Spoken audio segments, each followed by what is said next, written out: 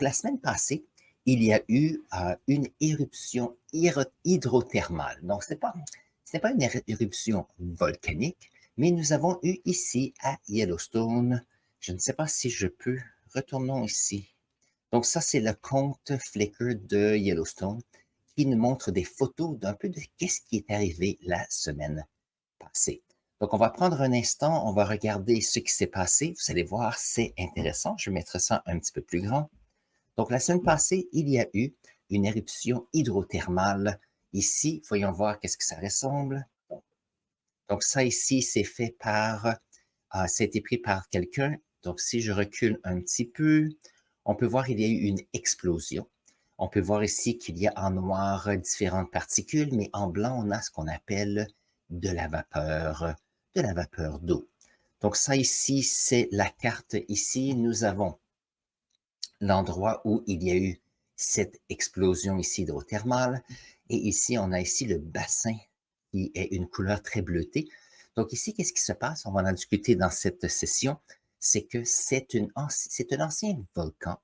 Et cet volcan a évolué et maintenant on a une caldeira. Qu'est-ce qui arrive? On a ici un magma qui est chaud, qui réchauffe l'aquifère. Alors, qu'est-ce qui arrive? C'est que nous avons des eaux souterraines qui sont réchauffées et à, voyons voir, à intervalles réguliers, il peut y avoir des explosions hydrothermales.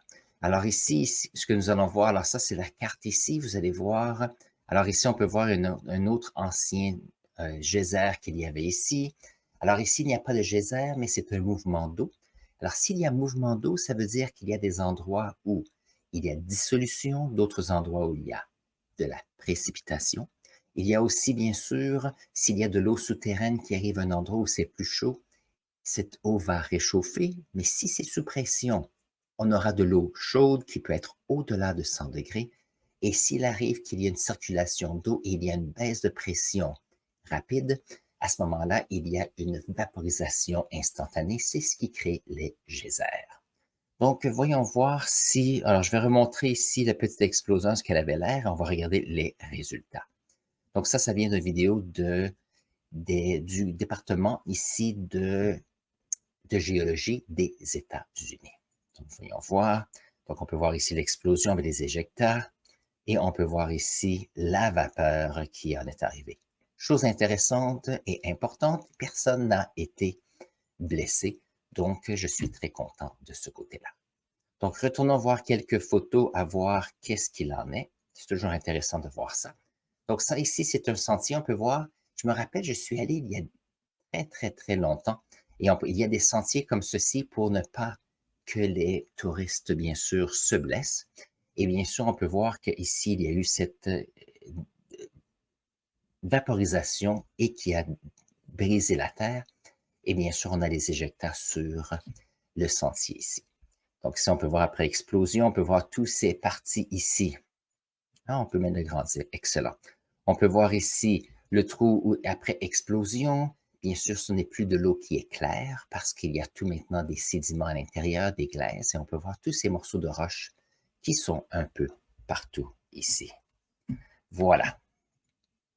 Donc ici, on montre le sentier de plusieurs façons. Donc ici, on peut voir qu'il y a quand même une très grande force. C'est fantastique de savoir que personne n'a été blessé. Donc ici, on a les gens qui regardent quels ont été les dommages. Bien sûr, on a fermé le centre pour l'instant. Donc ici, on peut voir l'endroit où il y a eu ces explosions et où le sentier a été brisé. Et on peut voir ici cet endroit. Donc ici, les eaux ont tendance à être un peu acides. Et donc, ce qui est intéressant, c'est qu'il y a ces couleurs qui ressortent ici et là, tout à cause de cette eau chaude. Moi, je n'irai pas me baigner ici. L'eau est sûrement très, très chaude et un peu acidique. Donc, ce n'est pas très bon pour la santé. Ah, voilà, voilà. Ça, c'est le bassin. Alors, c'était le bassin qu'on appelle biscuit, qui est intéressant. Donc, ça, ici, on peut voir, après cette explosion hydrothermale, comment est-ce qu'on a. On a même un oiseau. On peut voir comment est-ce que l'eau est chaude avec cette évaporation ici. Donc, il y a quand même une grande quantité d'énergie qui est sous cette ces matériaux ici. Donc, on a une rivière qui est juste au côté, donc c'est pour ça qu'il y a de l'eau un petit peu partout. L'eau s'infiltre dans les fractures, réchauffe et va ressortir dans ces endroits. Voyons voir si on peut trouver d'autres photos intéressantes. Voici quelqu'un marche pour nous montrer comment est-ce que nous avons eu ces sentiers. Donc ici, l'explosion a eu lieu de ce côté-ci et qui a brisé le garde qui est jusqu'ici. Donc, on peut voir tous ces éjectats, des morceaux de roche qui étaient aux alentours ici.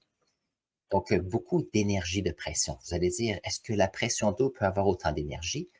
La révolution industrielle est basée sur l'évaporation, la vaporisation de l'eau en vapeur pour tout ce qui s'appelle euh, les locomotives ainsi que les moteurs avec le charbon. Et bien sûr, si on pense aux centrales nucléaires Candu au Canada, on utilise aussi la vaporisation d'eau pour faire tourner des turbines et faire de l'électricité. Voyons voir un autre exemple ici, plus tard dans la journée. Donc ici, on peut voir que l'eau est très chaude quand même, donc il y a de la chaleur qui est sous terre. Et tout à l'heure, je vais vous montrer qu'est-ce qui arrive en dessous de la terre. Alors, si on regarde ici, ça, c'est une petite carte qui nous montre l'endroit qui s'appelle Yellowstone. Ça, c'est Yellowstone ici, c'est la caldeira. Il y a un lac qui est juste ici et il y a des geysers un petit peu partout ici. Alors, qu'est-ce qui se passe? On a eu ici, on a un volcan qui est souterrain et d'après mes recherches, les volcans éruptent à tous les 700 ou 800 000 ans. Et ça fait à peu près 600 000 ans qu'il n'a pas explosé. Mais il y a quand même un apport de chaleur, un apport de magma qui arrive. Donc ici, c'est une caldeira. Donc, je vous explique un peu qu'est-ce qui se passe. On a ici une chambre à magma qui est sous terre ici, et il y a du magma qui vient du manteau de la Terre qui monte. Et qu'est-ce qui arrive? C'est qu'il y a une poussée vers le haut. De temps en temps, il y a des explosions, des éruptions volcaniques en surface, mais souvent, il y a une chambre à magma qui est sous la surface de la Terre. Alors, qu'est-ce qui arrive? C'est que lorsqu'il y a une montée, une pression vers le haut ici, qu'est-ce qui arrive? C'est qu'il y a ici la surface qui est solide de ce côté-ci et de ce côté-là. Mais en montant comme cela, qu'est-ce qui arrive? C'est qu'on a des ouvertures et des fractures qui arrivent ici. Conséquence de cela, il peut y avoir bien sûr des gaz qui peuvent s'échapper, mais ça baisse la pression de la croûte terrestre ici. Et qu'est-ce qui arrive? C'est que le magma peut commencer à monter en surface et former des volcans. Après un certain temps, comment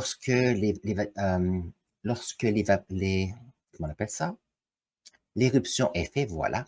Qu'est-ce qu'on se retrouve? C'est que le magma est sorti de la chambre à magma ici. Et puisqu'il y a une zone qui est vide maintenant, on a ce qu'on appelle toute cette partie ici qui était soutenue vers le haut par la pression du magma qui descend. Donc, c'est comme une grande assiette ici qui va s'écrouler pour prendre, à cause qu'il y a un volume qui est ici vide. Avec les années, qu'est-ce qui arrive? C'est qu'il y a comme d'après ce que j'ai vu, à tous les 600, 800 000 ans, il y a cette chambre à magma qui recommence à bâtir ici sa pression. Et qu'est-ce qui arrive? C'est que le nouveau magma donne de la nouvelle chaleur. Donc, entre-temps, on a de l'eau qui s'infiltre dans ces fractures et ça nous donne des geysers un peu partout. Donc, ça, c'est intéressant et c'est un peu pour ça qu'on a à Yellowstone cela. Il y a plein de personnes qui disent, ah, il y aura une grosse explosion volcanique et ça va détruire une partie des États-Unis. Mais n'oubliez pas que c'est un volcan. Si on suit les cycles de 7 à 800 000 ans, on a encore quelques centaines de milliers d'années avant d'y arriver. Donc moi, je ne vois pas personnellement, ça c'est mon opinion, qu'il y aura des éruptions là-bas. Maintenant, vous allez dire, oui, mais il y a eu ici, si on regarde cette montée ici, quelque chose est arrivé. Donc, est-ce que ça, c'est une éruption volcanique? Aucunement. Ça ici, c'est seulement de l'eau avec qui s'est déplacée, baisse de pression et il y a eu une expansion rapide du volume d'eau et cela a créé de la vaporisation. Et c'est tout. Et si on regarde, bien sûr, on a eu les images par après, l'eau s'est calmée et on a ce que nous avons ici. Si ceci avait été une éruption volcanique. Alors ça aurait été différent parce que on aurait eu pas seulement de la vapeur d'eau, mais on aurait eu aussi des éjectats et on aurait eu un cône qui se serait créé et possiblement montré encore en hauteur. On n'a ici aucune indication qu'il y a des éruptions de lave et donc c'est seulement ici de l'eau qui a explosé. Donc, il ne faut pas paniquer, mais l'important, c'est que c'est beaucoup d'énergie et on ne veut pas, bien sûr, que les personnes se fassent blesser. Voilà. Donc ça, c'est un autre exemple ici qui vient du gouvernement des États-Unis, bien sûr. Donc ça montre un peu comment ça fonctionne, cette caldeira. Donc ici, avec le temps, on a mentionné que nous avons un dôme ici. Donc on a des laves, parce que c'est chaud, vont monter en surface à cause d'une densité qui est plus petite. Et le basalte a tendance à être riche en fer et en magnésium et donc a tendance à être plus pesant. Lorsque nous avons un magma qui évolue, on a les précipitations de certains minéraux qui sont riches en magnésium et en fer, qui nous donnent ici un dôme qu'on appelle de rhyolite, qui est beaucoup plus riche en aluminium et en calcium, et qui contient beaucoup plus de gaz aussi. Donc, ce qui arrive, c'est que présentement, nous sommes dans cette phase ici où il y a du magma qui monte comme cela, qui fait réchauffer cette accumulation ici de magma dans cette chambre magmatique. Et donc, nous avons vu tout à l'heure que la caldeira, c'est qu'il y a eu cette assiette qui s'est effondrée avec la dernière éruption. Et donc, ça veut dire qu'on a plein de fractures où il y a de l'eau qui entre, qui est réchauffée ici et qui va ressortir ici et là et créer ces geysers. Donc, c'est un peu ce qui se passe ici. Chose intéressante, j'ai trouvé que le gouvernement des États-Unis ici, avec leur département de géologie, ont une page Facebook avec ici les volcans. Et ils ont parlé un peu de cela. Donc ça, c'est là que c'est une des endroits que j'ai eu la vidéo qui nous montre. Voyons voir. Ça, c'est un géologue qui nous parle un peu de ce qui s'est passé. Et ça, c'est ce que nous avons vu tout à l'heure. Donc l'idée ici, c'est que ça semble dangereux. Par contre, ce n'est pas la fin du monde. Point de vue géologique, c'est important. Ça nous montre qu'il y a des choses qui se passent. Et maintenant, il reste à savoir qu'est-ce qui se passera dans les années, dans les décennies qui vont venir. Parce que ceci, une explosion comme ceci, change un peu les différents endroits où l'eau peut passer. Si l'eau peut passer à différents endroits, ça veut dire qu'il peut y avoir des changements, il peut y avoir des fractures différentes qui peuvent être faites, et donc il peut y avoir peut-être même, le long de d'autres fractures, peut-être des endroits où on va voir de l'eau qui va commencer à s'éjecter et à s'infiltrer à la surface, ici peut-être même créer d'autres geysers. On ne sait pas. Et donc ça, c'est le point que je voulais mentionner aujourd'hui. Je ne sais pas si on peut remontrer ici quelques photos fantastiques. Voyons voir. J'aime bien la carte de tout à l'heure. Peut-être qu'on pourrait...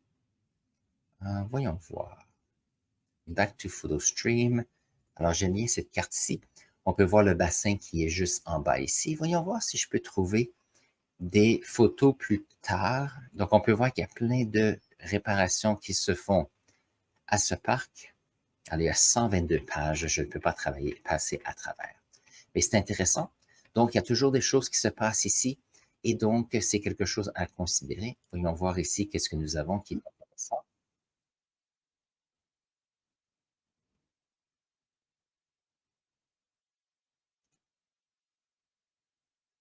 Donc, c'est un exemple où nous avons ici un exemple qui nous montre de l'eau qui, en profondeur, se réchauffe et a trouvé une fracture pour pouvoir monter en surface. Puisque l'eau monte en surface et finit par avoir une pression plus petite, cette eau se vaporise directement. Donc, voyons voir si on peut continuer. C'est vraiment intéressant de voir cela.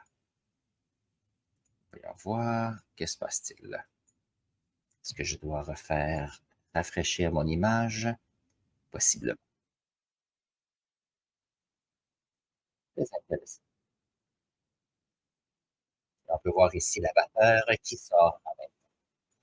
Donc, d'une certaine façon, si c'est un endroit qui est calcifié, un endroit qui est silicifié, je ne sais pas si c'est un mot, et donc on a un tube qui fait monter l'eau sans problème.